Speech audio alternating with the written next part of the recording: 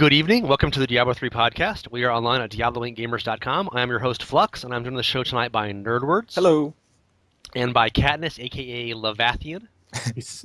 What? Come on. Is it Leviathan? I'm not good at long words. How do you pronounce your name?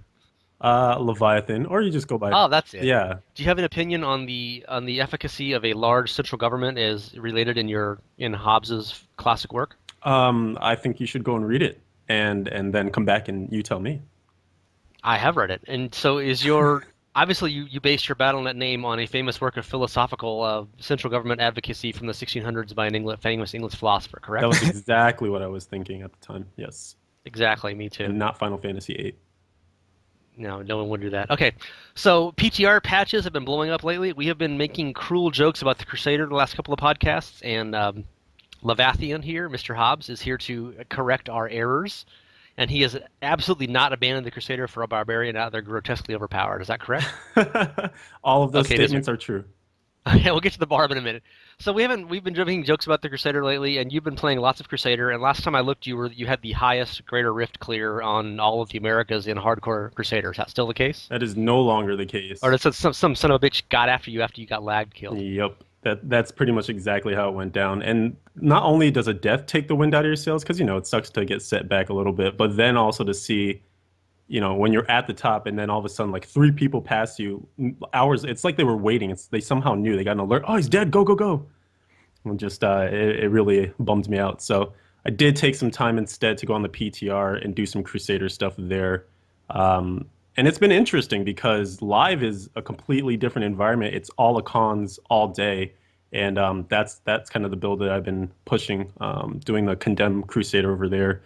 And now on the PTR, it's Roland's all day, which is the weirdest thing ever. So since you're hardcore, you're only doing like Greater Rift 20 is the highest one anyone's ever done, right? Because all hardcore people just play T1 all day. We don't actually push it any higher than that, right? That's correct. Yeah, we never risk it. We do the easiest content possible. Yeah, I saw some blue posts about that. And it's like, it's fun to play hardcore because you just play T1 all day and you're fine. I'm like, are you referring to Arnold Schwarzenegger films? Because nobody plays T1 in hardcore. But I did a GR40 this year. What were you, 44, I think, or 43 or something? I think 43, yeah. Yeah, I mean, like 35 is nothing. I mean, you just got to get a Unity to go above 35, and above that, I mean, obviously it's harder for like a witch doctor because they're cursed by the gods, but many other classes routinely do in the 40s, 45s and stuff. It's not like it's that much different than softcore. It's just that, of course, if you die, you're dead forever. So there's a little bit of caution involved. Yeah, just a higher margin of error. And I think too, it gives the defensive gems a little bit more of a home because even before I got my Unities, I pushed up to Greater Rift 35 using the Wildebeest Gizzard. Like, that was my favorite gem starting out because it was such a good safety net with the shield that it gives you. And then all that life regen too. Like, you get hit and you're like, oh crap, but you're back to full life almost instantly. Yeah, they're adding and even more, they're getting multiple more legendary gems that have awesome defensive powers. And obviously they're trying to give us options to Unity, but we should get Nerdbirds in here for a minute before we get into the Crusader stuff, so he will have you a guys chance are good. to speak. I'm listening. He'll just so put down your beer for a second. So before we get into all the Crusader stuff, what have you been up to lately on the PTR in terms of classes and testing? And have you found a way to love the slow time set yet? Actually, that's all I'm doing right now. So is it still horrible?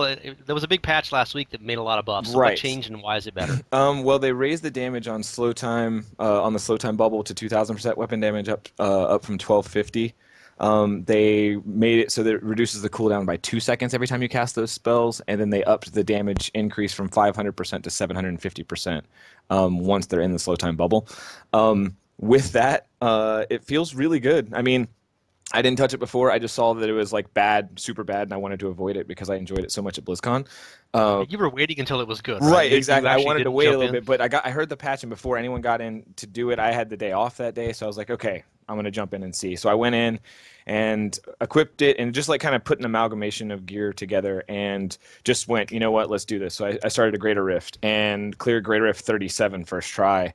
So I was like, okay, this is a good start. This is good. And then you start min-maxing. What was your Greater Rift with Firebirds? Firebirds I've cleared 46, but But you were way not anywhere near that min-maxed yet. Right. No, yeah. I mean, I threw on the Deus Ex and I threw on, I didn't even use Unity or Stone of Jordan. I used the Bastion's Will, the focus and restraint, which was really, really nice. Equipped that, did that, and then now that I've kind of min-maxed a little bit, I love it. I like it because it's kind of opened things up. And now, mind you, I'm not optimal. I'm just kind of goofing around with some stuff. But like I've tried it using like the 2-piece towel set with it and using a 4-element build. And meteors just rain from the sky. They do a lot more damage than the actual set probably does, but it actually feels like arcane orbs hitting hard. So you use like a cold spell, a fire spell.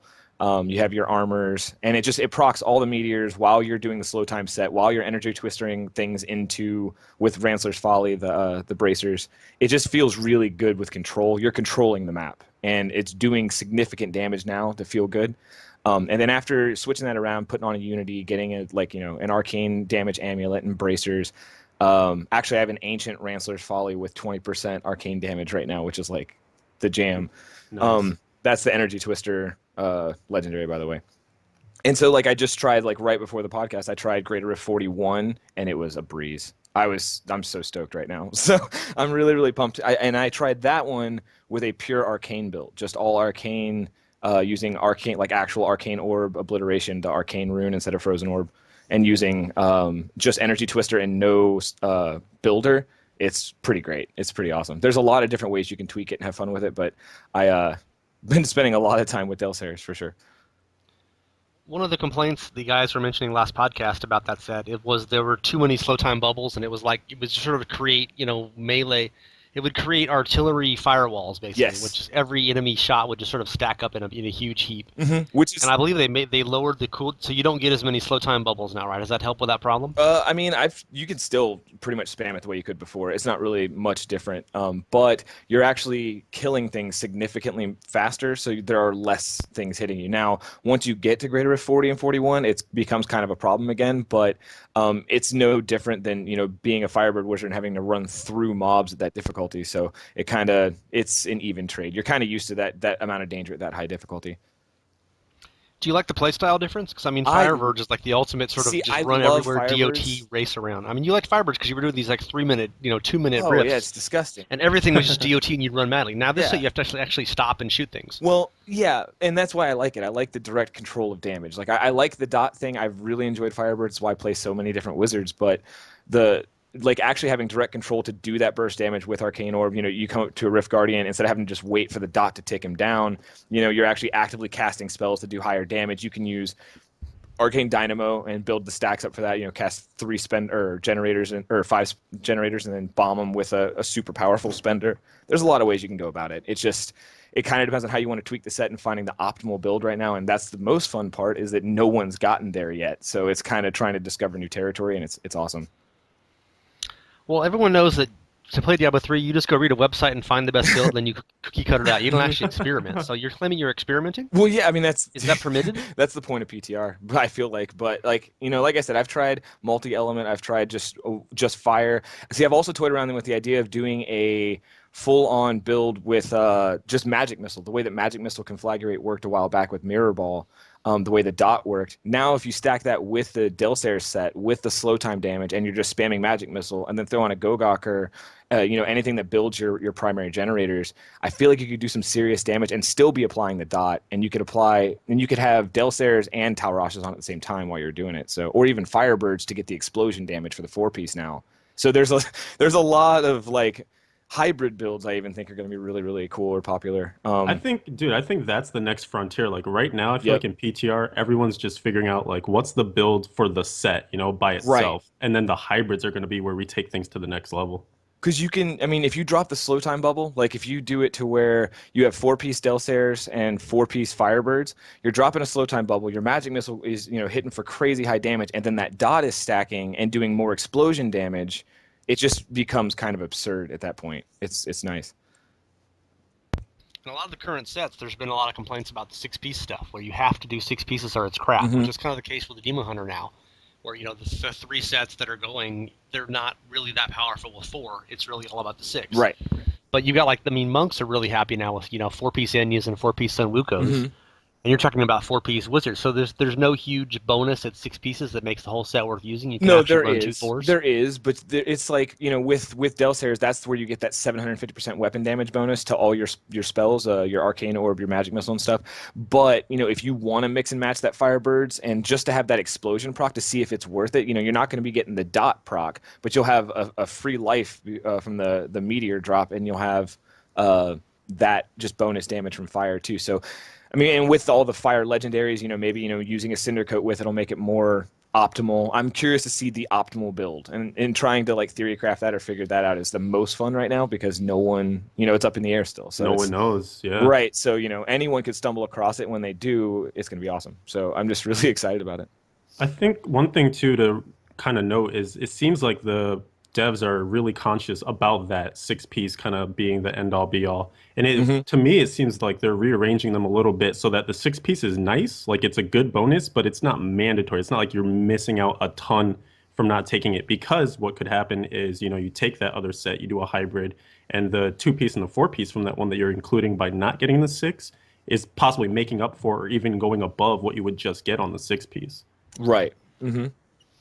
Yeah, the Marauder set would like to have a word with you, Katniss. Well, I mean, the Tal The Rasha entire set. point is the six-piece. Yeah. The Tal Rasha set being moved, like the meteor proc on Tal Rasha being moved to the two piece, really made that an awesome two piece because there's a belt and there is an amulet in that set. So if you get a really good roll on those, you could roll that with any set you want to do as long as you're running multi elements. And most wizards, even running Firebirds, do because it procs off things like your armor that can give arcane or lightning or cold or whatever. So there's ways to get those buffs. It's just a really interesting time to be on the PTR. Now I'm really curious to see what makes it to live because as much as I love the set's damage right now, I don't know where it's going to be when I hit Greater Rift 44, 45, where I was with Firebirds. But I think that even if it wasn't necessarily on the same level, I'm having so much fun with it right now that I would have a wizard of each level per season. You do that anyway, though. You Well, have you yeah, have but 40. whatever. I level them and then You've got delete more them. I wizards don't than know. Hogwarts, dude. It's my life, man.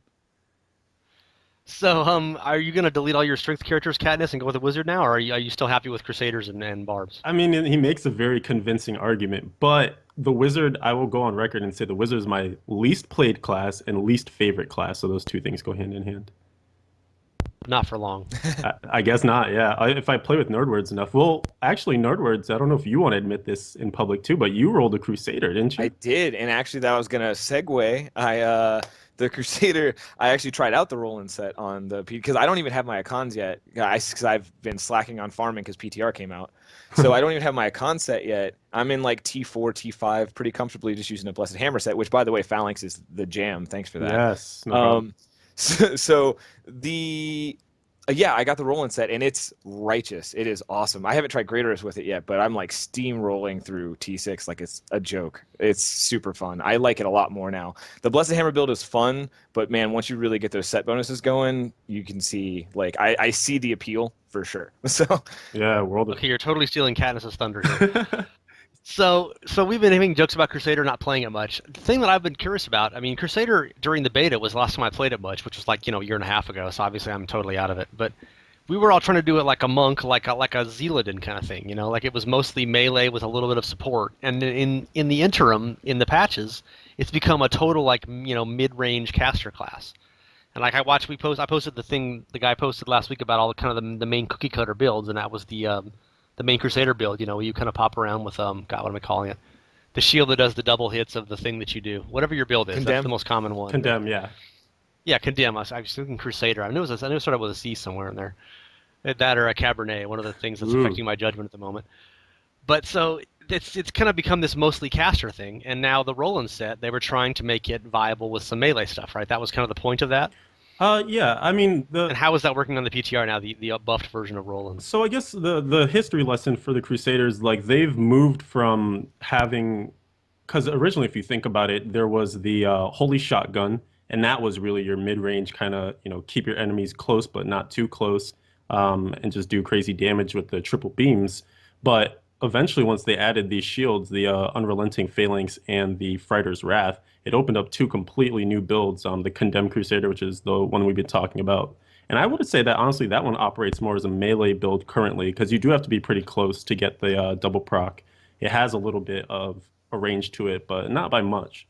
And then the Unrelenting Phalanx is the one that they're calling the pony build, and that one's definitely a range build. Like by all means, you're casting horses from very far away, and they're running at your enemy. And so the Roland set, I feel like it's fulfilling that melee fantasy for sure, but it's also just providing a different option because both of those previous builds we mentioned, and even the Holy Shotgun, were all built around Akkhan'ss. And for Holy Shotgun, I mean there was no Roland at that point, so it had to be Akkhan'ss. But Roland is just there to present another option, and the problem with it before they made these changes was that it didn't have enough defense. It was a super offensive set, but what Akkhan'ss gives you is permanent Akkhan'ss champion, and that in itself is tons of offense, tons of defense, and also lower wrath costs too. So when you take all of those things and then you try and go to Roland's, you're missing all that, and they kind of did a good job of baking it in. So are you playing that build now? I mean, are you going to change your condemn build in the live, or is it still what you're going with? On live right now, I mean, the Well, I Roland's mean, obviously you can't until the patch, but I right. mean, if so, are you looking? I mean, it sounds like Nerdwords is looking to do both. From the Wizard perspective. I see what you're Do you saying. think the new Crusader build is viable and comparable? Or I would say that for sure it won't be a hybrid like the ones that you can kind of get with Wizard or things like that. I think you're either going to go Roland's or Cons. I think it still is yet to be determined which will go the highest, but right now the Roland's damage by far outperforms a Cons. It's just a matter of will it survive in those higher greater rifts because it still doesn't have permanent Akkhan'ss champion. But what it does have is permanent Iron Skin, permanent laws because it if people don't know the two piece on the new Roland's now is that you get your let me bring up the actual thing here. Every use of shield bash and sweep attack reduces the cooldowns of your laws and defensive skills by 1 second. And Hmm. so your defensive skills are like your Iron Skin, your Shield Glare, etc. And so you're actually able to bring down those things to the point where they're spammable. And when you have Iron Skin for permanent, that's a 50% reduction in damage constantly. So it kind of helps. It helps alleviate some of those issues when your Akkhat may not be up, but your Iron Skin is. And so I guess that's the big rub is it puts out a ton of like you can get billion crits spammable on the Greater Rift Guardians like no question because the new bracer that they put in Draken's Lesson it has a legendary power where when you shield bash when your shield bash hits 3 or less enemies its damage is increased by a range of let me check this 150 to 200% and 25% of its wrath cost is refunded. And they actually nerfed this in the last push on the PTR. Before it was like 50% of the cost was refunded, and I think it could go up to like 300% damage increase, and that's multiplicative. So it was like 4 billion crits with the Bastion's Will, the Focus and Restraint, and a couple of other things going on. So the damage is there. Will it survive? so should there be a tooltip that just says use this for Rift Guardians? I mean, Pretty much. I think they like it could just should change have a that. cover text on it. Yeah, they could use less words there for sure. Was Crusader an issue? I mean, because the whole thing we always heard with Barbs, especially with Raker's set, is that you're fantastic, and then you get to the Guardian, and it's like half your Rift time is just grinding on this Guardian. So was that an issue with Crusader builds previously, where you were weak on single targets, Abs- or and good on mobs? Absolutely. If you're running the Condemned Crusader, which I would say in season 2 is clearing away the best build, yeah, you spend maybe 5 to 7 minutes on average clearing a rift, and then you get to the Greater Rift Guardian, and that's the rest of you're lucky to get under the time if it's a high enough Greater Rift. So that's basically the whole point in this change to it. I would think so, yeah. It kind of provides an option where you're going through the rift, and you're probably not going to clear nearly as fast as a Condemned Crusader would. You'll be about average, maybe 10 minutes or something, maybe 9, 8. But your Rift Guardian will be like 2 minutes at most. So speaking of 4 billion crits and 2-minute Rift Guardians, how about those Barbarian set changes, huh? Oh my God. Because like suddenly when the last patch came out this week, suddenly the Barbs were a lot like Greater Rift 58 and 60 in on the PTR, and the next highest anything was like a 51 Demon Hunter. And everyone else was in the 40s, and obviously it's gone up since then. But just immediately the IK set. So you've been testing that one, Katniss. Have you tried the Barbarian out some nerd words, or you just watch it from a I distance? have not, but my brother, that's his carrot for the game. He plays mostly Warcraft, and when he does jump over, it's usually when there's changes to the Barb. So I always keep up with it. I don't ever play. I've literally never leveled a Barb, but But yeah, I was looking into it, and the IK set looks awesome, like really cool. The The ick ick set? set. IK set, Okay, yeah, we're not dude. going there. It's Oh icky. my god.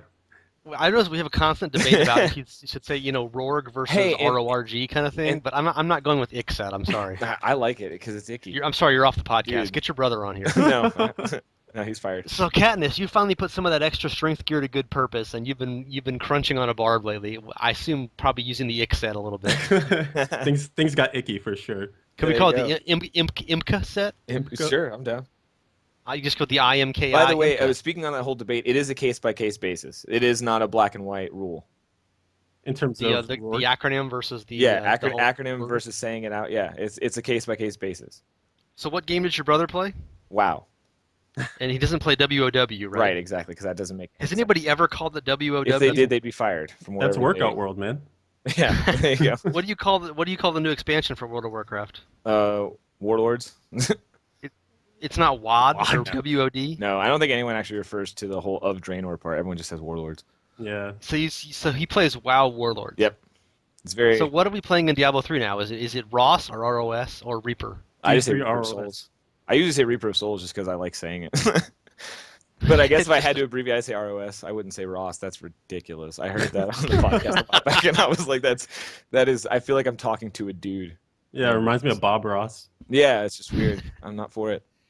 I have to run a vote on this at some point. I remember Rush was on the podcast months ago, Mhm. and he started saying Ross, and we had this whole debate the next day. Like the entire comments thread for the podcast was if Ross is inappropriate. That's all anyone or not. focused on. Yeah. Like the other 57 minutes of show were completely irrelevant. Ross versus ROS. So anyway, the icky set. How is that going for you, Katniss? It's unbelievable. I can see, I mean, my thought a month from now or whenever patch 2.2.0 drops is literally 99% of the community will be back to playing Barb because, if it's all monks right now, it's going to be all Barbs for sure. They're super powerful. Their IK rework is unreal. I haven't tested the new set just because I've been too enamored with IK, honestly. And what's amazing, kind of similar to what Nerdwords is talking about, because IK has a belt and a weapon, you have so much flexibility to actually work other sets in there. So what I actually did was leveled up a Barb on the PTR for season 3, just because I thought I might try out the new gems, but I don't even have anywhere to fit them in on this thing. I've got the IK Boulder Breaker, which is the weapon, and then the Tribal Binding, which is the belt. And then I'm taking that to the 6-piece. So I think they added pants to that set. So I think I'm using the pants, the IK helm, and maybe the boots. And then for Raycor, I'm using the shoulders, the chest, and whatever piece I left out, pants or boots or whatever. And it's unreal because you can get the 4-piece Raycor and the 6-piece IK, and you're basically playing a Furious Charge Barb with permanent Wrath of Berserker, and you use the new bracers that give you every rune of Wrath of the Berserker. Your 4-piece on your Raycor gives you every rune of Furious Charge. And you see where I'm going with this. Call of the That's Ancients. insane. The Ancients are always up. It's unreal. And it's even to the point where because the 6-piece gives you, let me do some fact checking here. 6-piece is while both Wrath of the Berserker and Call of the Ancients is active, you deal 500% increased damage. Literally, the activation of Wrath of the Berserker, because there's a rune for it where when you activate it, it does 3,600% damage to enemies in like a 15-yard radius or something. That does over 1 billion crits right now. Wow. Just activating the skill. Yeah. And then it's 500% once it's on too. So Yeah. And then, from there, you're just Furious Charging, and it's averaging right now about like 300 million. I'm running a physical version of it, so I just have physical element on the bracers and on my amulet, and that's averaging like 300. The ancients are hitting for like 100, 150 mil on average. And then, I just don't even understand. Like people were saying they were using Whirlwind with it too. Like I guess before the hybrid becomes a thing, people are just using the set by itself and using Whirlwind and saying that's putting out crazy damage. And they're kind of looking at the new set, being like, why is Whirlwind better in this than the actual Whirlwind set? yeah, I figured kind of like multi-shot with Marauders versus the other set there. Yeah. Yeah. Although it's a little better now, but yeah, let's talk about Demon Hunters. I'm a little depressed by Demon Hunters lately, so let's talk about other things. So is the Barb set wildly OP? They have to nerf that some, right? Because I mean, they're just instantly they were 10 greater rifts higher than everybody else. Well, so two things happened here though. If we're talking strictly hardcore, we have Nerves of Steel now, which is a cheat death passive, so you can play the Barb way more aggressively than you could Yes, finally, previous. the Barb was the only class without a cheat death passive. So, It's a long time coming, man. and the Crusader has like 7 of I those know, now. right? Barb's like, can we get one, please? So they got that. So they can push a lot more aggressively. Like you can change out some of those diamond gems to strength gems, and it just helps you get a little bit more damage in the build. Um, but also because you get every rune of Wrath of the Berserker, I think the IK set for sure is crazy powerful. Maybe they would end up tweaking the 6 piece bonus from like 500 to 300 or something. I don't know. I hope they don't actually because it's awesome right now. But I think the main cause of what you're seeing in the Barbs moving up is that bracer that gives you all of the Wrath of the Berserker runes because one of the runes is a 50% damage reduction. So it's basically a baked in unity on your Barb all the time because you have Wrath of the Berserker all the time. Remember how the whole spin to win build was like wildly OP because you could just keep Wrath of the Berserker for full time, and they give us all these blue posts about how we don't want like permanent mega buffs and it's not fair.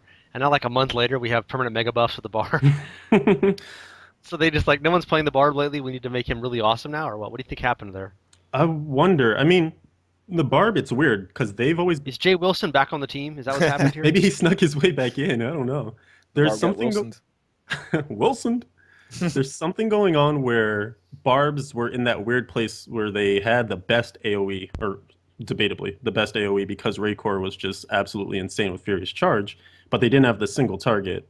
And so I think people enjoyed playing the Barb because they could clear, T6 rifts super fast. It was a really fun farming build, but you were dependent on some of that conduit fishing, some of that just greater rift layout fishing to make the Barb like truly shine at the highest levels. So I feel like they wanted to mitigate some of that to say, okay, we realize, Barbs have these issues. And so they built in just a crap ton of damage into that IK set and supposedly into the Wrath of the Waste set too. So they just made him awesome at everything now instead of just awesome at one thing. They pretty much have their cake and now they eat it as well. They took the Barb and doubled him basically. So they did Wilson it, see? Yeah. Exactly. So any other item set changes, comments you guys want to make before we get to some other PTR changes and stuff? Just to kind of bounce off of what Leviathan was saying earlier, or Katniss, whatever we're calling him, the Molten Wildebeest Gizzard and mostly the defensive gems have really fixed the unity problem I've seen. Because the biggest struggle in the first season for me was finding that second unity. It was a pain in the ass. So to come into this and like have that ability to kind of like mediate that, almost like to use this as a crutch until I could get the unity as my other crutch. It just really helped to kind of open things up and not feel so debilitating. And like now there's also that question of, do we want to still use that, and will it help you push higher in the greater rifts than you would have before because you'll be able to survive longer and stuff. There's just a lot more questions that come out of it, which is really good. And with all the new ones coming in, I'm really curious to get in and test those a little bit more too, especially the melee reduction one, because I'm a big proponent for String of Ears, especially at the higher greater rifts. Physical damage is, hurts. Tough to handle. Oh yeah. Well, I mean, as a Firebird wizard, you're running through things. Like your goal is to kite forward and always be dragging mobs. You want 2 or 3 packs being pulled with you at all times. So when you're a greater of 44, 45, and you've got 3 champ packs like being pulled with you, like the idea of having my melee damage reduction down like 50% plus String of Ears is like, yeah, that sounds nice. Like Oh really yeah. nice. Those paper cuts don't hurt as much. Yeah, not nearly as much. Yeah. Yeah, they've been trying to make better legendary rings, and obviously we for a long time we've had this whole thing where it's either RoRG, SOJ, or Unity, or if you're some people it's RoRG and SOJ, but those people are dirty animals and shouldn't be listened to. Yep. Terrible people. And obviously they were trying to make better rings, but if you absolutely had to have an RoRG and a Unity to survive, it doesn't matter what the other rings do, Right. Because I mean you just have to use these above Greater Rift 35 or whatever. Right. So it seems like that's kind of the point, like you were just saying, with the new legendary gems and some of these items that are giving you, permanent ancients and stuff like that, Right. trying to give us options from not using a double unity. Well, if you think about it, if you say I'm just for example, say I'm using the Delsair set and I'm running high Greaterus, right? Instead of using Unity, I could use the Halo of Arliss, which gives me the Frost Nova proc every time I get hit.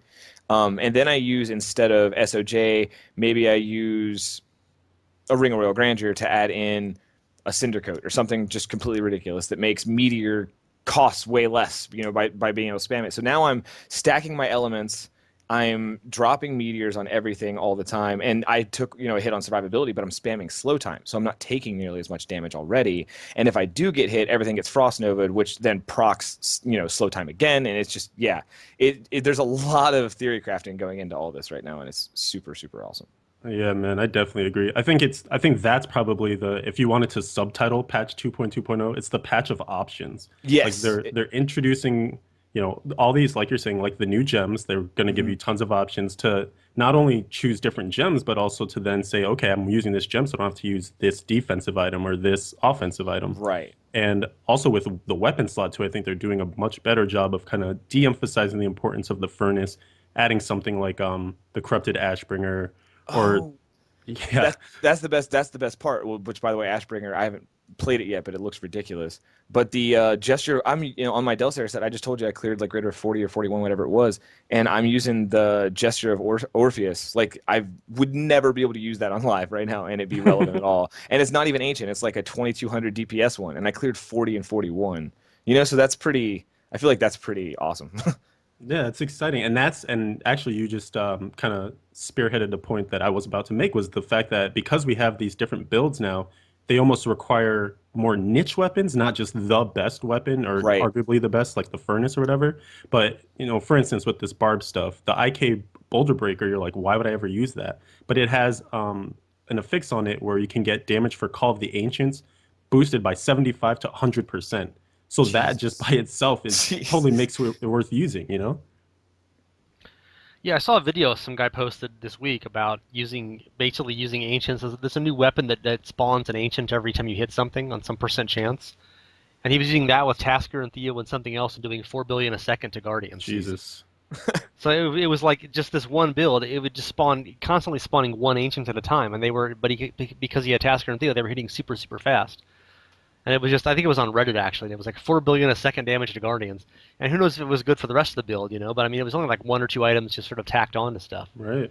They're getting, and of course the question now is to ask, how come all this wasn't in Diablo 3 at launch, and is it all Jay Wilson's fault? Well, I feel like this is. I mean, when we were at BlizzCon last year, remember they were working on something. I feel like this is what they've been slogging away at. I mean, with the holidays and as long as season one ran, this had to have been at least a big part of what it was. So I'm job well done so far. It feels like, at least to me, like it feels like everything that everyone wanted as far as the blood shard cap, the quality of life improvements Oh, to picking up gems and materials and uh yeah, I don't know. It just feels like they got a lot of really bad kinks out of the way, and now they're giving us options. Like there's actually the ability to be a different kind of set or whatever.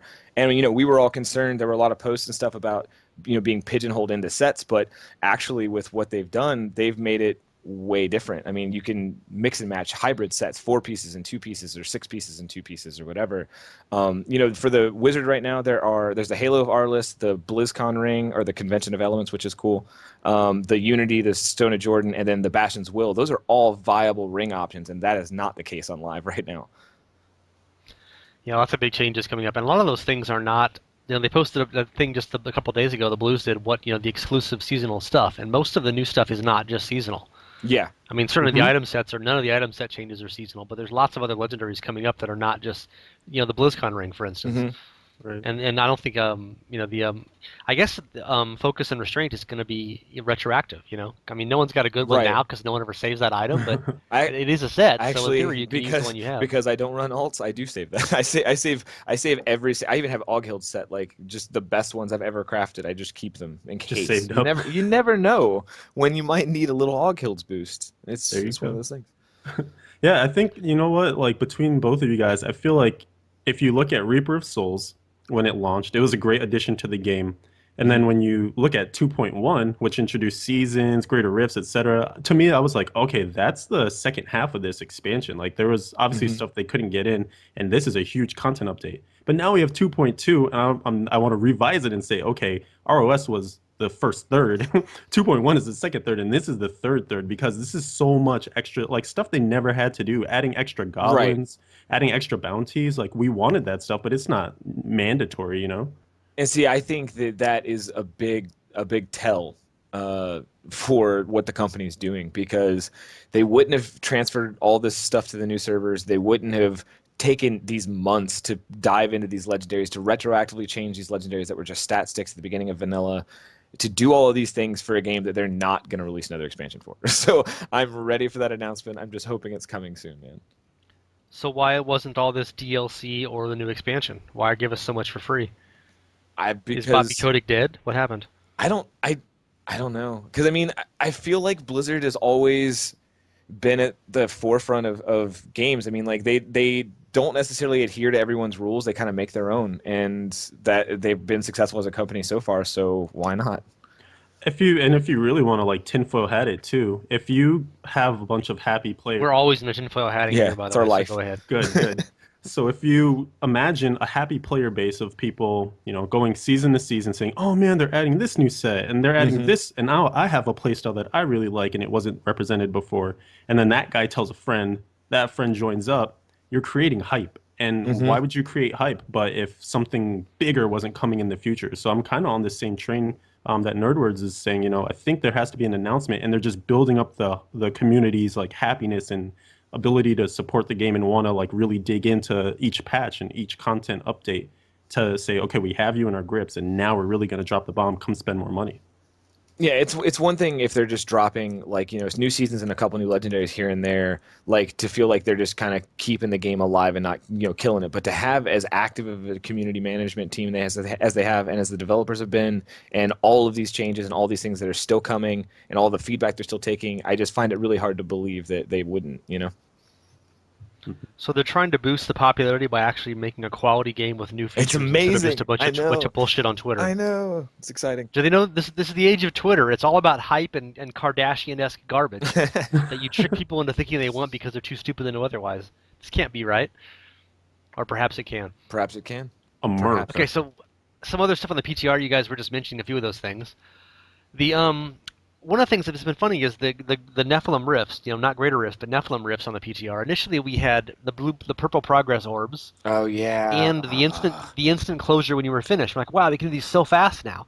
And then both those things were bugs, it turns out. They took out the purple orbs, and now they recently posted this week and said, yeah, the instant closing thing is a bug as well, and it's not going to be there. And I don't think that I saw you posted about that, Katniss, and everybody. Does anybody not want instant closure when at least solo in Greater Rifts? I mean, sorry, Nephilim Rifts. Solo, you got to keep it. Like, why? Who wants 30-second waiting for nothing? Yeah. For me, like that's the moment where I do like my little like speed run in town. Like I go to the Haydrig, I go click, click, click, disenchant everything, run over to Hmm. my stash, put all the stuff in the stash, and then try and get back to the pylon or the Nephilim Rift pylon before the 30 seconds is up. And I'm like, all right, I did my Yep. speed run. But we don't need that. We don't need that 30 seconds of let me No, just I sit here and love wait. the instant close. It was awesome.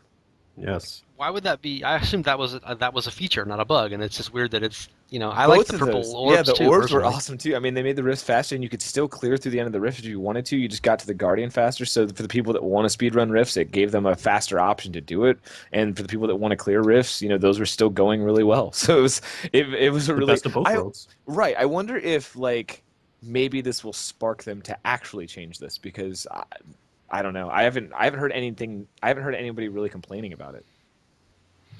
I mean, the only risk is that you get used to what I often do. You're full of blood shards, and you go back to town and click Auric, and then plan to, do some quick gambling, and then go back and get your shards. And And of you course, you do that now. accidentally The rift close. closes and your shards are gone. Right. But I'm perfectly willing to learn not to do that, and occasionally losing 100 shards because of it, Well, just to save well, 30 seconds every damn what rift. about this Also, option? What about you click on it? Because I almost thought that the first time I closed the rift and an insta close that it did this at first, but you click the rift and it starts the counter for 30 seconds, and then if you hit spacebar as if you're skipping a cinematic, it closes the rift. So you can essentially skip the timer if you're by yourself, and it kind of gives you the party leader the option. that would be cool. I feel like that would be a pretty reasonable change. And like I said, I did a rift and I hit it and the 30-second timer started and I hit spacebar and it stopped. It just closed it instantly. And You hacked it, dude. I don't know if it was like if I was just that drunk that night that I imagined that, but it felt like that's what happened. Well, Well, I'm pretty drunk tonight, so I'll go try that All later right, and see if yeah. it works Let for me me. know how that works out. but also something to consider too is now that we can increase our blood shard cap rate, that issue of closing the rift before you pick up your Hmm. shards will diminish less and less because you should technically find it really hard to have shards on the ground unless you're really stacking them up to like that one. If you get to like greater rift 50 or whatever, and you're at the 1,000 cap.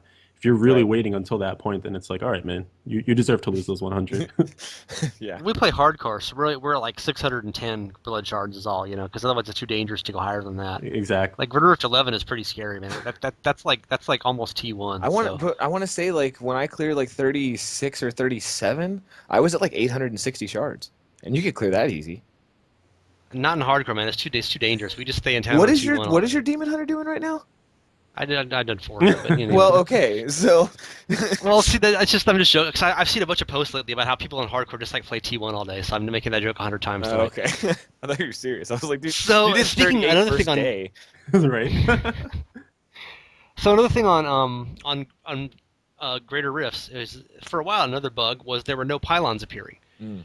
And I thought that was, they had this whole dynamic spawning thing with pylons now, where you never get the same one twice in Greater Rifts, and you get them about every 25%. And we had this, I posted this article that some guy did a video about how you can kind of force them to appear by if you map out the area but don't kill any monsters. Then when you kill those monsters, you'll immediately get like two of them right at the start of the next level because of kind of the dynamic thing that they do. Mhm. People are trying to figure out ways to exploit that or whatever. But anyway, just for a while on the PTR, there were no pylons appearing in rifts. And did you guys like that? Do you feel like it's a more of a skill check? I mean, kind of the days of conduit fishing are gone because on higher rifts, conduits don't really do crap for you anymore. But of course, channeling and channeling is spectacular for some classes. Our power is really effective. Do you like having no pylons in rifts? Is it a more of a skill challenge and not fishing? Of course, now you're still fishing for Stone Singer, basically. But other Yeah. than that, right? Right. You know, What? back. Go ahead, Nerdwords. No, you're good. Go. All right. I was just gonna say, back in the day when it was season one, and there were exploits galore, I was one of the biggest advocates for taking pylons out because I really hated the idea of people conduit fishing and that being kind of the measure for how high you could get. But then when they actually normalized it so that pylons just kind of appeared a lot, I was okay with it actually. At first I was like, no, you're just exacerbating the problem by adding more pylons. I wanted none. But now that everyone can get access to them, it's kind of up to you as the player to be savvy to say, okay, I have a power pylon on this screen. My bar is about 10% from being done. Do I go forward and kite some stuff back? Do I just take the power pylon and push forward because I might need the time on the other side of this? Like it kind of adds some player choices and smart player choices. So I kind of like it this way. Yeah. So you like it with when there's none, or you like the current system? You don't like the bug no pylons. You just like the current system where it's dynamic and you only get one of each Yeah, that's just. at most. Hmm. So how about none at all? I mean, if you didn't like conduit fishing, zero pylons of any kind. I could also go that way too. I guess, yeah, I basically only dislike the way it was in season one, where it was just completely random. Sometimes you would get two for whoever, and rarely you would get none. You get three pylons in a row sometimes, and it was just crazy. Yeah, it was absolutely insane. So where are you on pylons, Nerdwords? I would say about the same. I didn't enjoy the way they were before because there were so many just cheesy effects, especially with the wizard actually that you could do with pylons. So having consistency is what matters, right? It's not about Hmm. like, I mean, the flavor is cool. Like, I like the flavor of the pylons and stuff, but the fact that they're more consistent now and there's a dynamic spawn to them, I actually really, really enjoy that kind of meta game of it because you're running through the end, especially if you get a speed pylon, because a speed pylon is like, okay, so I can clip Oh, mobs. with Firebirds, obviously. Yeah, oh, it's the jam, man. It's like the best thing that ever happens ever. You get a speed pylon, it's like, oh, gold, I'm good. And you just run straight through to the end, kill a few mobs at the end, go downstairs, get the pylon, kill the Rift Guardian, whatever you got to do. It's awesome, but it's not so exploitive as it was before because you're using the pylons to kind of gain ground and stuff, but that's what they're there for. If when you get a shield pylon and you're like slogging, dragging all these elite packs, and you come across a shield pylon, it's not like game breaking, but man, it feels good to just stand still and kill things for a second, not run away, and then move through. So I don't know, even though there's stronger pylons and stuff like that, I really like the way it is dynamic right now. But if they were going to change it at all, I would rather it be completely removed. That way it's an even playing field. Exactly. Because I think it boils down to everyone can do it. And the it is either everyone can do it by having none, or everyone can do it by having that dynamic, like you will get pylons system. Right. I think pylons are pretty good now in terms of different ones are good for different builds to some extent. Mm-hmm. I mean, like a speed pylon does very little good for Demon Hunter because Right. really you kind of need to be there after monsters die to get the health orbs, Mm. to get your resource back. Yeah. Mm-hmm. Whereas like a channeling pylon with a demon hunter is like the greatest thing in the And world. means You can just nothing to a wizard. Like, yeah. channeling pylon is so completely useless for a wizard. And see, that's Well, at it's least a great wizard for doing firebirds, at least. and At least Firebirds, it's yeah. great for barbs and it's terrible for Crusader. Well, not terrible, but it's pretty useless for Crusaders. So yeah, it's interesting that way. Hmm. And it's almost a way in terms of building stuff. I mean, I was doing for a little bit when I was playing with the Natalia set on the PTR. I was doing it with Strafe, and channeling didn't really do much good for me then because I was already kind of using Strafe 100% of the time and casting a lot of Rain of Vengeance.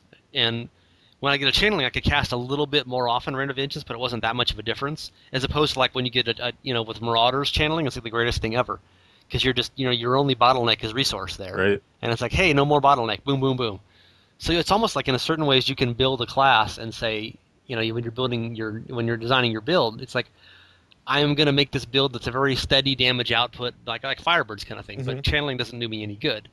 Whereas someone else might have a build where okay, I'm going to use Meteor here or whatever, or Hydra or something, and whereas channeling and no cooldown times is going to make a huge difference. That 30 seconds each grift when I Oh get a yeah. channeling shrine. Yeah. Well, if it's almost like archetypes when you think about, I know Flux, you like hate Hearthstone. I don't know if you play Nerd Words, but I don't I hate it. I just do. don't play it. okay, I I actually have do. no opinion on Hearthstone. fair enough, fair enough. Well, there are like archetypes in that game where you can have like an aggro deck, a tempo deck, or like late game. And to some degree, that I feel like builds in Diablo fall into that range too. Like you have your decks that are more bursty, and I would kind of say those are like the aggro ones because they look to just like kill you right from the gun. You have like your tempo ones that like get better as time goes on, so that's kind of like your Firebirds or kind of like anything that builds up dots or whatever. So Hmm. yeah, I think within that within those archetypes, there are pylons that kind of fit that bill too, right? Like power is something that helps you do a lot of burst early on. Conduit's kind of the same way. I would say channeling is kind of can fit the build there. Can also work with tempo too, because you just get to put more stuff out faster, etc. So speaking of that's a good point. Yeah, I agree with that. But so speaking of Greater Rift exploits, have either of you guys gotten the Josh Mosqueira Guardian? And why is he die in 1 second? And what does he look like? Yeah, so that happened. I've gotten him twice. I have not seen him yet. I just saw something die really quickly when it spawned, and I saw the Josh Mosqueira Feat of Strength show up. I'm like, I didn't even see what he looked like. I have. It's like he's Stone Singer's little brother. I don't know what happened there. It's weird, man. I got it. You got it in the Greater Rift. I think it was in a regular rift. I got it twice, Okay. but it was dead so fast. I literally didn't even see what it looked like. Yeah, so I was farming T6 rifts to level up my gems. So I was, doing the T6 to get the key for the Realm of Trials and then to go into the et cetera, et cetera. And one of them I remembered specifically because I got the Rift Guardian spawned and then it died instantly. I looked at the left and it said Josh Mosqueira engaged, Josh Mosqueira killed. And there was no, it dropped like one blue like mat or something, and it didn't drop a keystone. And so that's why I remembered it like so fondly. I was like, what the hell was that? Is that a bug? I don't know. And you get a feat of strength for it. I mean, you get like an achievement kind of conquesty thing. Huh. So I mean, it's there on purpose. But I've seen people get it. I saw a video of a guy on YouTube, and he didn't even see what it was. Like it was off the screen, and like his some range shot killed it from a distance. And I have to assume it's a bug, and they don't mean it to have like a tenth the hit points of a normal guardian. But it's where they put in this Josh Mosqueira boss, and it dies in 1 second. I don't. That makes me very confused. Maybe, see, I could see it being like if he died in 1 second, but then it was like a huge loot parade because it'd kind of be like, here's your gift from the developers. But it's not either of those things, and no one understands it, and it's just currently baffling. Okay, so speaking of other baffling things, Blizzard posted last week, Season 2 is ending soon. Of course, they had to say it wasn't even soon in quotations, it was actually soon. And then they just said, we're going to give you a 2 week notice instead of a month-long notice like we did with Season 1. And at the time they posted that, it was like 27 days into Season 2. And so, I mean, maybe they're not going to give us the 2 weeks notice for 2 months yet, although that seems kind of weird. Why would you tell us it's 2 weeks notice and then not give us the notice forever? But I mean, given that Season 1 lasted for approximately 17 months, I mean, roughly about that long. Roughly, yeah. Approximately. We all put those a little bit longer than it should have been. I mean, two weeks notice is fine, but were you surprised that they were already saying Season 2 is going to be ending soon? Dude, I was surprised when the PTR came out like a week after Yeah. season 2 started. I felt like they were really not underplaying season 2, but it felt like things were moving. It's kind of like when you're in a new relationship and like things are going really quick and you're like, whoa, like, what are we doing here? I don't know. It felt weird. So do you want it to end? I mean, I posted, in the news a post about it. A lot of people were like, "Yeah, I'm ready for season 2 to end. It's dead to me. All the really cool stuff is coming in the next patch, and all these big item sets and everything else. Basically the first 40 minutes of this podcast is season 2, season 3, right? Yeah. So you kind of want season 2 to get out of the way so we can get to version 2.20, or are you? It just seems like it's amazing how fast. Less than a month into it, they were saying it's about to end, whereas season 1, as I said, went for 17 months, right? So. Yeah, I don't know. I was really caught off guard by the PTR, and like that really did come out of nowhere, and the announcement for the season being shorter. But um, I don't know. I'm excited about it though. I'm not. I don't feel like season two is dead to me because the biggest stress I have right now is balancing time between the live and this because Yes. I still want to finish well on the Wizard leaderboards for this season, but we'll have to see how it works. I won't feel so bad that I don't finish high if I don't because I'm spending so much time like getting ready for the next season, but I would still like to be successful in the season. Yeah, I pretty much mirror that. That is one of the biggest conundrums, right? And that's kind of why I threw that out there about the PTR coming up so soon. It put that weird dynamic between I can prep for the next season and get really far ahead. It'll come up with some of the builds that people might not think about yet, versus okay, we actually have a live season. I need to do well here too because I'm competitive, so I need to make sure I'm doing what I'm doing over there. Hmm. Um, but I think we're kind of in this weird all we know is season one in terms of length so far. So I think anything is going to seem shorter if it ends up being shorter than season one, Right. which that's a weird way to say, yeah, that's the obvious thing.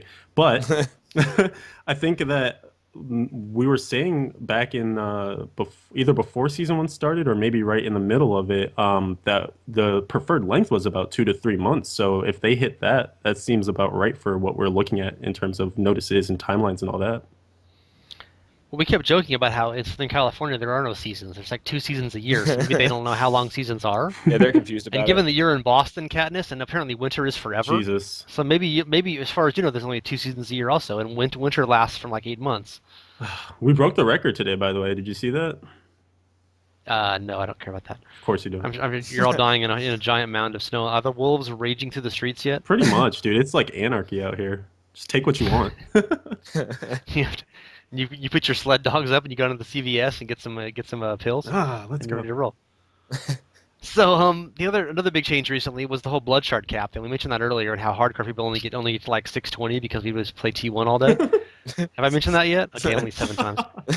So are you guys okay with this whole thing? So I mean, the way it actually works is you get 10 more per each of your greater rifts. For each level of greater rift, you get 10 more to your cap. So if you do, 30, you get 800. If you do 40, you get 900. If you 50, you get 1,000. Which is what you're at right now, Katniss, right? Say yes. Yes.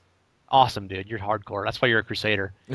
Or a So once the Barb. barbs will be there, we'll all be at 1270 once the barbs go live in the next patch. But until then, are you happy with how that works? Do you think it's enough? There were complaints from people on the news post I did about it, like people who don't like doing greater rifts. It's like, well, what do you need a higher cap if you don't do greater rifts? You only find 100 at a time otherwise, right? So, I guess it's I true. mean, greater rifts, of course, because you can find, up to 250 in a single rift. Obviously, you want a little bit more cap, ideally. Does that seem fair to you? What do you think about this, Katniss? Is that how you would have done the greater rift, the higher blood shards? Or would you just have made the cap 10,000 and said, screw it? I definitely wouldn't have done that. I like that it's tied to a reward because it makes it, I don't know, at least initially. I'm sure once you get past the level where you're at a greater if you can't exceed, then you stop thinking about it. But at least to some degree, it motivates you to keep pushing further. Even, I mean, besides the leaderboards being there, that's obviously motivator number one. But the fact that you can also get yourself a better cap and then be able to stock up more blood shards to spend all at once, to me, it just feels nice when you have, something like 800 blood shards and then you go to Kadala and you can just spam the heck out of whatever you're trying to get. That's a nice feeling. It's like trying to, win the lottery basically.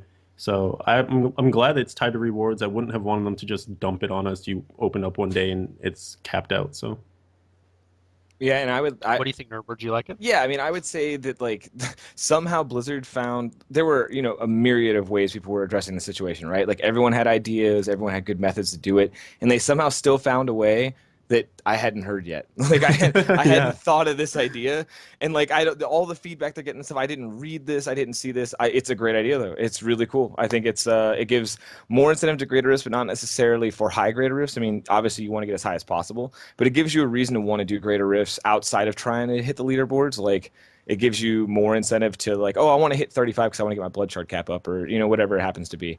I just see it being a pretty cool thing, especially for more casual people. I know like my brother and like other people that kind of jump in and jump out of the game, like they don't really compete in greater risk, but now they'll want to push higher to get higher blood shard caps for sure. And that's, you know what, that's an excellent point because something I noticed on the PTR is there are a lot more seasonal achievements, and there are achievements for getting, up to Greater Rift 20 solo, Greater Rift 30 solo, Hmm. um, doing a T6 Rift in under 6 minutes, 7 minutes, etc. And so I think they're really trying to push that the game gives you a reward for doing something, even if it's not reflected on, some visible leaderboard or whatever. It's saying, hey, you are playing your game at your own pace. You got to Greater Rift 20. Now we're going to up your blood shard cap, and we're going to also give you a call out here with this achievement. And I think that's nice because not everyone is going to be able to make the leaderboards. Not everyone has that prerogative. Right. So last point I have before we get to open session here. BlizzCon dates were announced. It's the first weekend in November again, and previous ones we had it in October a lot, but now they seem to be going November in recent years. I noticed this is exactly the weekend after Halloween. Halloween is on a Saturday this year.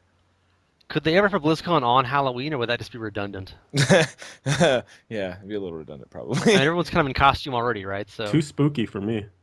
what do you guys think of the BlizzCon in November? Do you care? Are you excited? Are you hoping to go this year? Are you going to get liver cancer again this year, Katniss, and not able to go? God damn it. If I don't go this year, man, then I just give up. I'm really excited. I really can't. I already have a hotel. Wow, that was quick. Yeah, man, dude, Dude, it's March. You got a hotel for November already? yeah, I don't Of even, course, you get them for cheap in advance, right? So, yeah, I don't even care, dude. I am so set on going at this point. Like, I actually, drew up the form for a request off for the time at work too. So I'm ready, man. I need to make it this year. you're planning your birth of your next child or something. It- You're like 8 months in advance, like you're planning maternity leave. that's pretty much it. Yeah. Yeah, I'm also looking forward to going. I'm trying to. I haven't bought my hotel room yet, but I was gonna wait till I actually got a hold of tickets first. But yeah, I'm definitely making every effort I can. But I don't love the November date, and I don't love the November date because there are those of us that work in retail, and there are blackout dates. And last year it was okay because I had just kind of got promoted into my position. But now the position I'm in right now, don't know that I'll be able to take off work, but it will be an issue if I can't. So hopefully I'll get my way. Mm. So would it work better over Halloween? Yeah, actually, Or because you the just wanted you just no, wanted not October really. since October. Actually, blackout months are October through January, so you literally can't take any time off or request off or use your vacation time during that time at all. So I mean, at least it's not like the weekend of November or something. It's it's not Black Friday, but it's not. Right, but it's close enough. I mean, last year, for instance, like the new Call of Duty came out November 2nd, so it was like right after that release. So obviously, this like retail was kind of buzzing, and it was kind of an ordeal, but because I had already had tickets paid for and all that stuff, I was like, look, I'm going. I spent this much money. This is happening. And it was fine. But now this year is a little different because now I know ahead of time I can't, but I'm going to try anyway. Good luck with that. Yep. Before last year's BlizzCon, we were debating if we were going to get the Diablo 3 expansion pack announcement. And obviously, that didn't happen. That was 5 months ago, and Hmm. it hasn't happened yet. Are we expecting? We were talking. You guys were kind of mentioning earlier that they're building up fan morale and making good features. It seems like they're not likely to wait all the way until BlizzCon to announce an expansion pack, assuming they're doing a second one. Do you expect to hear it before then? Are you expecting to have an eighth character class playable at BlizzCon if we do get BlizzCon, etc.? We need a seventh before an eighth, right? Doesn't the Crusader count twice? Oh, right. Yeah, yeah. Duh. I was counting it double because it's the best class in the game, Naturally. much like Jay Wilson would do There, himself. there you go. Wilson. I took the Crusader and I doubled it. Yeah, Mm, there you go. love it. I would honestly suspect it to come at Gamescom, which I think is usually August, and then at BlizzCon, yeah, maybe like playable demo, etc. More details. Yeah, I'd say the same. I would say either Gamescom or E3 if they want to be really bold. And then with playable demos at BlizzCon for sure. I mean, it's been what? It's been a year. It's been basically a year since Diablo 3, since Reaper of Souls came out. It was what, last March? Mhm. Right. So we're close to the year anniversary here.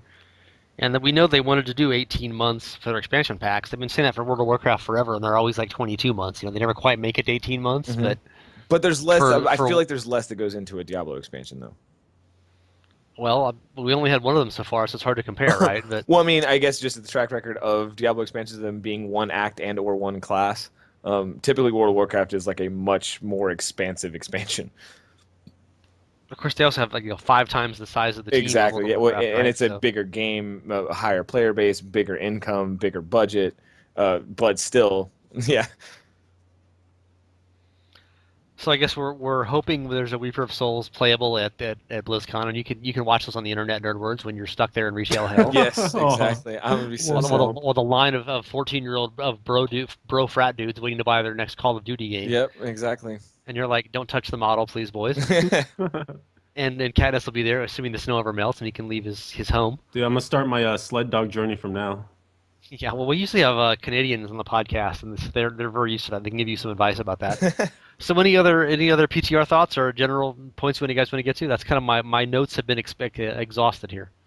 I'm just glad that they brought back. I like what they're doing in terms of testing on the PTR. Like when they make these drastic changes that they're making to the sets and stuff. I'm glad that they continue to bring back the community buff so that we can get those items assembled faster. And I am running into the issue that Flux you often complain about with the arcane dust, the blue mats just not being there, not being available for the enchanting and whatnot. But I'm glad at least that we can test these things faster. Because I think Notice they cut all the enchant costs on blue mats, except for gloves for some reason. Gloves and there's shoulders. still, yeah, like Everything 16. else is like 1 or 2, though. Yeah, it's frustrating. But I think someone just missed a box on the spreadsheet, honestly, because everything else is like 1 or 2, and somehow gloves are still 16. It's like you just can't You literally have to, when you're gearing up, you have to like try to find the best pair of gloves because you can't afford to enchant them. Everything else you can just enchant. wait for them to drop, yeah.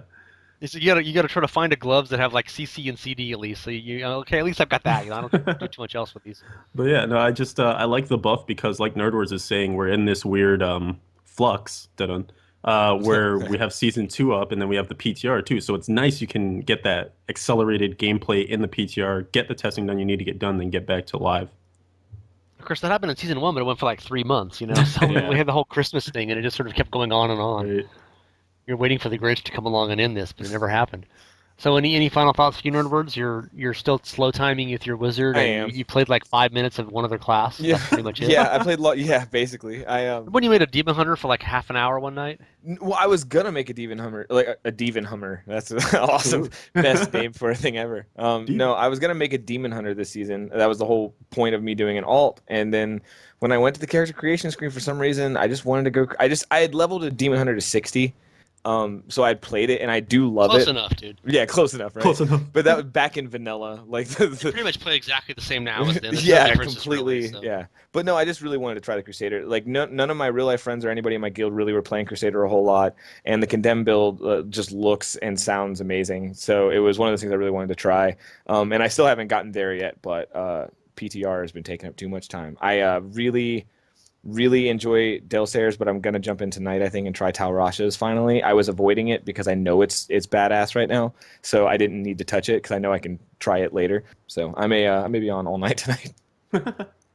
So we had been cruelly neglecting the Crusader, Katniss, and now you are also playing a Barbarian. So it's still a strength class. I guess it's kind of the same thing. But do you feel you have given sufficient coverage to why Crusaders are awesome until, of course, the IK set became the best thing ever? I can't believe it's called. Dude, Nerdwars, that's the worst thing. I hope that doesn't catch on. Oh, I hope it does, man. I hope it does. I'm That's the excited. worst thing. I think that if anyone out there is, hedging on the fence on whether they want to roll a Crusader or not, I think Nerdwars just gave a great advertisement for it. Like the Condemn build is absolutely bonkers. If you like beams of crap coming from the sky, killing everything, you should definitely try it. And I think going into season 3, they're just going to become an even more fun class to play because we'll have options. Like right now, when you're starting out a Crusader, season 1, season 2, Roland's is the last thing you want to see. Like it drops and you're like, yes, green, and it's like, oh crap. And it's almost even worse than like Thorns of the Invoker or Blackthorns because it's close. It's like that close but not quite there kind of feeling. So I think it'll be amazing in season 3 when you're actually excited to see it. You can kind of go 2 different roads based on what the RNG gods give you. Good stuff, man. Crusader. They should call it Roland's Thorns. That way every set you don't want has thorns in the name. You're right. Actually, I didn't even realize Black Thorns, Thorns of the Invoker. Yeah. There you go. Black Thorns of the Invoker, yes. And this is of course, BK is actually not bad. I mean, it's got a really nice 2-item buff.